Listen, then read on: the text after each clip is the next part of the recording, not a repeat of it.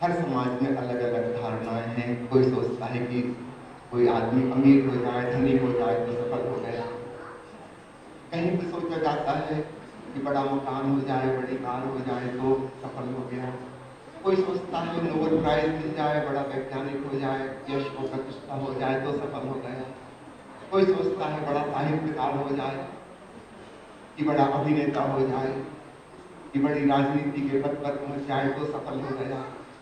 ये संसार की सफलताओं के अलग अलग क्राइटेरिया हैं, समय समय पर बदलते भी रहते हैं। सफलता एक और अलग बात है। यदि हमारी सफलता के साथ शांति भाव जुड़ा है, प्रेम भाव जुड़ा है, आनंद भी जुड़ा है, तो वह सफलता है। अन्यथा सब सफलताएं व्यर्थ हो जाती हैं। हम ऊंचे पद पर तो पहुंच जाते हैं, लेकिन हम छोटे कद के आदमी ही रहते हैं। कुर्सी ऊंची हो जाती है, कुर्सी बड़ी हो जाती है, हम छोटे ही रहते हैं। मकान सुंदर हो जाता है, हमारा भीतर का मन कुरूप ही रहता है, और तब हमारी बाहर की सफलता भी हमें शांति और आनंद की प्रतीति नहीं कराती। तो सफलता और सफलता का अंतर समझ लीजिएगा। सफलता एक भीतर की बात है, बाहर सफलता मिले बहुत अच्छी बात है, लेकिन पर्याप्त नहीं। It is necessary but not enough. असली बात भीतर की है, हम शांत हों, प्रेमपूर्ण हो, हमारे भीतर सब भावनाओं का विकास हो। यह कैसे हो? सदगुरु ओशो कहते हैं, आध्यात्मिक साधक के, संन्यास के पंछी के दो पंख हैं, ध्यान और प्रेम। दूसरे शब्दों में योग और भक्ति, संकल्प और समर्पण, भावना का परिष्कार, ये दो मुख्य बातें हैं। एक तो हमारा हृदय विकसित हो, दुर्भावनाएं दूर हो, सद्भावनाएं विकसित हो, और दूसरा हमारी चेतना जो कि बड़ी धूमिल धूमिल सी है, वो जरा प्रखर हो, प्रज्वलित हो। ये दो बातें हो जाएं, हमें भीतर से एक सफलता का एहसास होता है।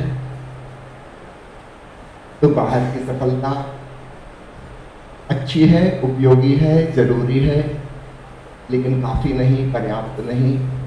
भीतर की सफलता भी चाहिए। तो बाहर धन हो और भीतर ध्यान हो, तब हम ओशो के सन्यासी झोरवादी बुद्धा हो जाते हैं।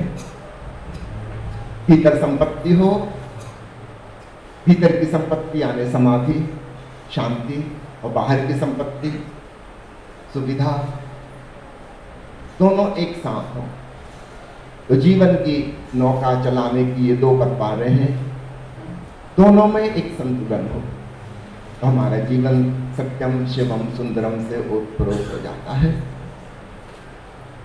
संक्षेप में मैं चर्चा करना चाहूँगा ध्यान के विषय में, और मापती आज चर्चा करेंगी प्रेम के विषय में। फिर ना केवल हम चर्चा करेंगे, इस संबंध में जो भी सवाल होंगे उनके उत्तर देंगे, और फिर ध्यान का प्रयोग करेंगे। असली बात है प्रयोग, असली बात है अनुभव। समझना जरूरी है लेकिन पर्याप्त नहीं।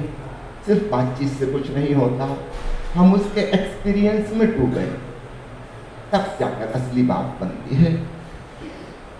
ध्यान शब्द जैसा हम जानते हैं, सामान्य भाषा में हमारा अर्थ होता है अटेंशन, होश। हमारा होश बहिर्मुखी होश होता है। हमारी सारी इंद्रियां बाहर की तरफ खुलती हैं, हमें बाहर के जगत का पता चलता है। हमारी सारी चेतना, हमारी कॉन्शियसनेस एक्सट्रोवर्ट कॉन्शियसनेस हो जाती है, क्योंकि हमारी सारी जरूरतें बाहर से पूरी होती हैं। छोटा बच्चा जन्मता है, उसकी आँख खुलती है, बाहर की दुनिया को देखता है, बाहर की आवाज़ें सुनाई देती हैं, भोजन पानी बाहर है, माता पिता बाहर हैं, खेल खिलौने बाहर हैं, सीखना है बाहर से, स्कूल कॉलेज बाहर हैं, सब चीज़ें बाहर हैं। धीरे धीरे धीरे वह बहिर्मुखी होता चला जाता है।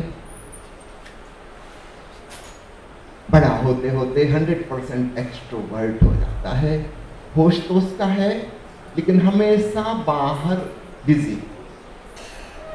रात हम सो भी जाते हैं तो सपने भी देखते हैं, वो भी बाहर के ही होते हैं।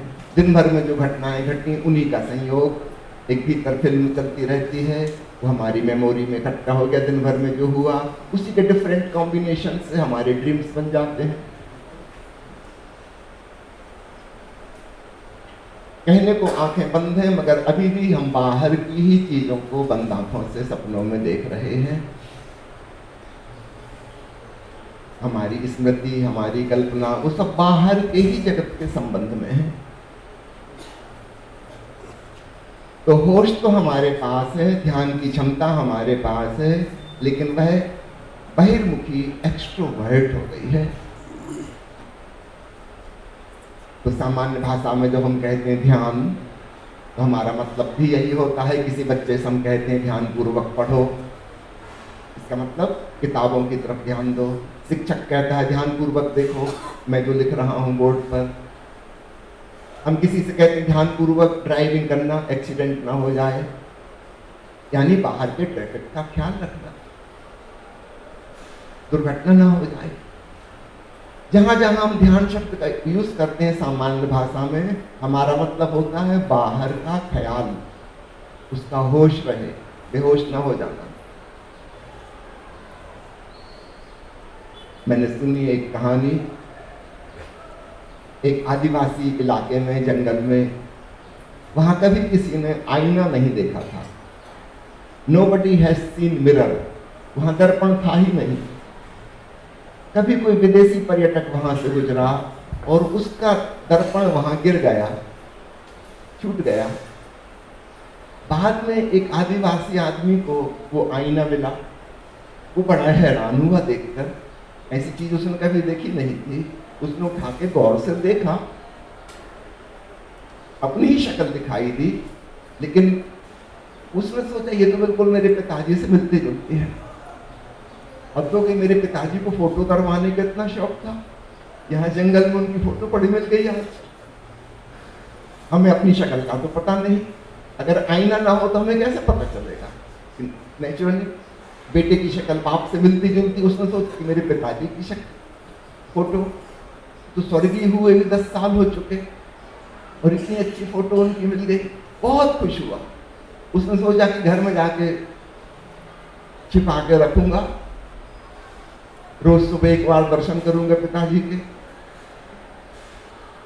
उसको डर था अपनी पत्नी से, कि पत्नी पिताजी पे पहले भी नाराज रहती थी, तो उसको पता ना लग जाए, तो उसने छुपा के कहीं कपड़ों के नीचे दबा के रख दी फोटो। लेकिन पत्नी से कोई चीज छुपा सकते क्या? तो उसको 2-4 दिन में पता चल गया कि रोज सुबह उठ के जाता है, वहां से कुछ निकाल के देखता है, बहुत प्रसन्न होता है, वो कुछ बातचीत भी करता है, धीरे धीरे धीरे बोलता है, सुनाई नहीं देता क्या कह रहा है। वो अपने पिताजी से कुछ बातचीत कर लेता था। एक दिन जब पतिदेव चले गए कहीं काम से, पत्नी ने आके सब सामान टटोला, क्या है? आईना उसके हाथ में पड़ा, उसने देखी अपनी शक्ल। उसने कहा अच्छा, तो इस कलमुही के चक्कर में पड़ा है, इसको शर्म नहीं आती, इतनी बदसूरत शक्ल, ये इसके प्रेम में पड़ गया, इससे बातचीत करता है, इसकी फोटो छुपा के रखी है इसने। बहुत गुस्सा आया उसको, आग बबूला हो गई। उसने जाके अपनी सास को बताया, कंप्लेंट की, देखो तुम्हारा बेटा क्या कर रहा है, ये गंदी सी शक्ल इस औरत के चक्कर में पड़ा है। उसकी सास ने आईना अपने हाथ में पकड़ा, उसने देखा इतनी बूढ़ी औरत। उसने अपनी बहू से कहा बेटा चिंता ना करिए, इतनी बूढ़ी है 7 साल में मर जाएगी।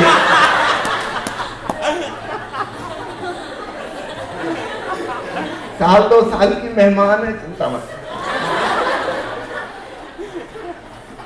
हम बाहर जो भी देखते हैं हम उसी में उलझ जाते हैं, अपना तो हमें होश ही नहीं आता, ख्याल ही नहीं आता।